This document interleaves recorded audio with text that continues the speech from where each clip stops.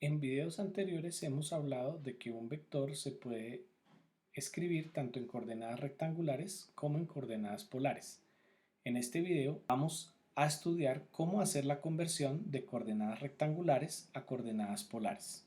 En el caso de las coordenadas rectangulares o cartesianas, dijimos que un vector se identifica por una pareja ordenada de números que tienen la forma XY, es decir, la primera cantidad corresponde a el eje X y la segunda corresponde al número de unidades del vector en el eje Y. En el sistema de coordenadas polares, el mismo vector se puede graficar a partir de una pareja de números en la que el primer número corresponde a la magnitud, que es lo largo de la representación, es decir, lo largo de la flecha, y la segunda cantidad corresponde a la dirección del vector con respecto al eje X positivo. A esta cantidad la llamamos alfa. La magnitud del vector suele escribirse de cualquiera de estas dos maneras.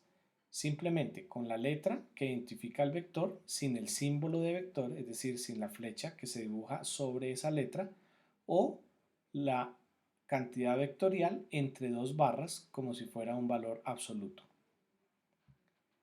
Si el vector se puede identificar de cualquiera de las dos maneras, debe haber alguna forma de convertir de una notación a la otra. En este caso, vamos a empezar identificando cuáles son las componentes del vector. El vector A tiene una componente horizontal que la llamamos AX y tiene una componente vertical que la llamamos AY. De esta forma nos ha quedado graficado un triángulo rectángulo, cuyos lados son el vector A, del cual vamos a averiguar su magnitud, la componente horizontal, que llamamos AX, y la componente vertical, que llamamos AY. Como es un triángulo rectángulo, le podemos aplicar el teorema de Pitágoras, que dice que el cuadrado de la hipotenusa corresponde a la suma de los cuadrados de los dos catetos. Reemplazando a la notación que tenemos en nuestra gráfica, la hipotenusa se llama A, el cateto adyacente se llama AX y el cateto opuesto se llama AY. Por lo tanto, al aplicar el teorema de Pitágoras, tendríamos que el cuadrado de A es igual al cuadrado de la componente horizontal AX más el cuadrado de la componente vertical AY. Si sacamos raíz cuadrada en ambos lados de la igualdad, tenemos que la magnitud del vector se obtiene sacando la raíz cuadrada a la suma de los cuadrados de los componentes AX y AY. Para calcular la dirección del vector, vemos que también podemos a este triángulo rectángulo aplicarle las razones trigonométricas.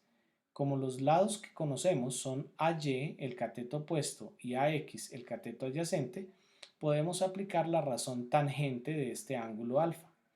La tangente se define como el cateto opuesto sobre el cateto adyacente. En nuestra gráfica, el cateto opuesto es la componente vertical, AY, y el cateto adyacente es la componente horizontal que hemos llamado AX. Para despejar el ángulo aplicamos la función inversa, que es la función arco tangente. Entonces el ángulo lo obtenemos calculando la arco tangente de AY sobre AX. Esta función arco tangente en la calculadora suele aparecer como tangente a la menos 1 de AY sobre AX. Esta tangente a la menos 1 se activa utilizando la función shift o invertida que aparece usualmente en la esquina superior izquierda del teclado de la calculadora científica. Veamos un ejemplo. Si el vector m tiene coordenadas 5, 4, es decir, su componente en x mide 5 unidades, a esa la llamamos mx, y su componente en y tiene 4 unidades, a esa la llamamos my. En la gráfica tenemos mx de 5 unidades sobre el eje x y my de 4 unidades paralelo al eje y para formar el triángulo. La magnitud del vector m se calcula sacando la raíz cuadrada de la suma de los cuadrados de cada una de sus componentes, es decir, de la suma de 5 al cuadrado más 4 al cuadrado, que es 25 más 16, que es raíz de 41. Este número es aproximadamente 6,40, es decir, la flecha mide aproximadamente 6,40 unidades. Para el ángulo, aplicamos la función inversa a la tangente del cociente de la componente vertical sobre la componente horizontal. A este ángulo lo llamamos alfa, el ángulo que va desde el eje X positivo hasta el vector M. Reemplazando los valores sería arcotangente de 4/5. Esto en la calculadora nos da 38,66 grados. De manera que ya tenemos tanto la magnitud como la dirección del vector. El vector M está identificado como 6,40 en ángulo de 38,66 grados. Hemos partido de una notación en coordenadas cartesianas y hemos obtenido la notación en coordenadas polares. Veamos otro ejemplo. El vector n está identificado por la pareja ordenada menos 8, 6, es decir, menos 8 unidades en x y 6 unidades en y. En la gráfica, nx es menos 8 y ny es 6. Formamos ese triángulo rectángulo y para calcular la magnitud del vector n aplicamos el teorema de Pitágoras, la raíz cuadrada de la suma de los cuadrados de las componentes horizontal y vertical del vector n. En este caso, menos 8 al cuadrado más 6 al cuadrado, que nos da 64 más 36, que es 100, y la raíz de 100 es exactamente 10. Con esto ya tenemos la magnitud del vector n, es decir, el vector tiene 10 unidades de largo. Para calcular el ángulo, aplicamos la arcotangente de la componente vertical sobre la componente horizontal. Reemplazamos los valores y nos da arcotangente de 6 sobre menos 8, que es menos 36,87 grados. Y apreciamos en este caso que menos 36,87 grados es un vector que está en el cuarto cuadrante y no corresponde con el vector que estamos graficando o que tenemos ya graficado. Esto sucede porque la tangente es una función que es igual en el segundo cuadrante y en el cuarto cuadrante. ¿Cómo se soluciona el problema? Se soluciona simplemente añadiendo a este ángulo de menos 36,87 sumándole 180 grados para poder llegar al vector que realmente nos interesa. Si le sumamos 180 grados nos da un ángulo de 143,13 grados, que es efectivamente un ángulo que contado desde el eje X positivo está ubicado en el segundo cuadrante. Ahora ya tenemos que el vector m en coordenadas polares tiene magnitud de 10 unidades y ángulo de 143,13 grados. Con esto hemos pasado de las coordenadas rectangulares del vector a las coordenadas polares. En el caso del vector P, de coordenadas menos 7, menos 5, tenemos que la componente en X es menos 7 y la componente en Y es menos 5. Para calcular la magnitud del vector aplicamos el teorema de Pitágoras, que nos dice que sacamos la raíz cuadrada, la componente en X, que es menos 7, al cuadrado, más la componente en Y, que es menos 5, al cuadrado. Esto nos da raíz de 49 más 25, que es la raíz de 74, aproximadamente 8,6. Es decir, este vector mide 8,6 unidades.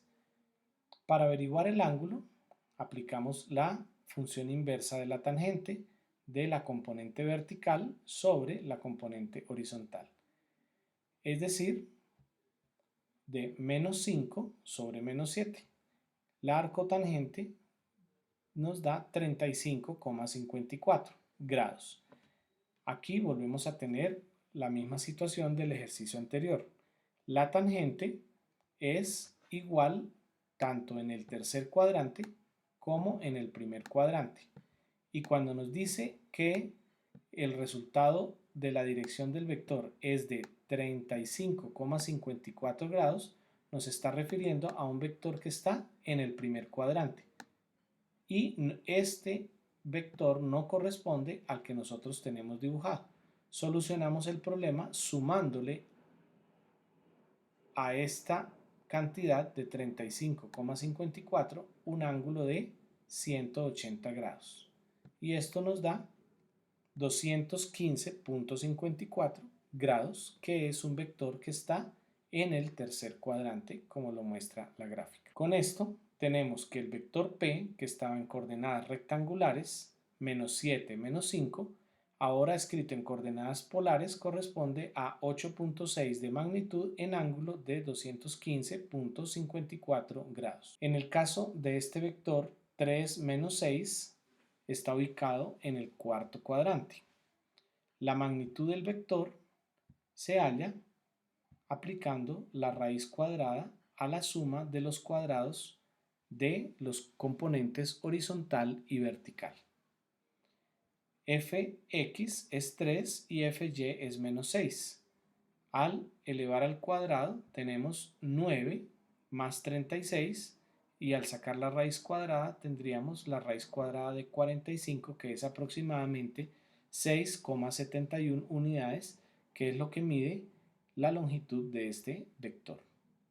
El ángulo lo obtenemos con la arcotangente de la componente vertical sobre la componente horizontal.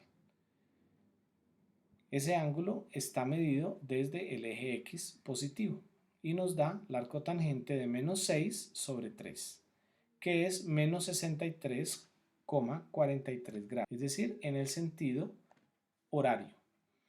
Lo podríamos escribir de esa manera, o si lo queremos escribir como un ángulo positivo, tendríamos que sumarle 360 grados. Y con eso obtenemos un ángulo de 296,57 grados. Cualquiera de las dos formas sería correcta porque coincide con la representación gráfica. Entonces tendríamos en notación polar una magnitud de 6,71 unidades en ángulo de 296,57 grados si lo describimos como un ángulo positivo, o de menos 63,43 si lo describimos con un ángulo negativo.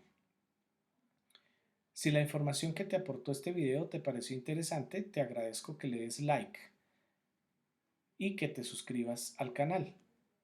Están apareciendo ahora miniaturas de otros videos sobre vectores que seguramente pueden ser de tu interés.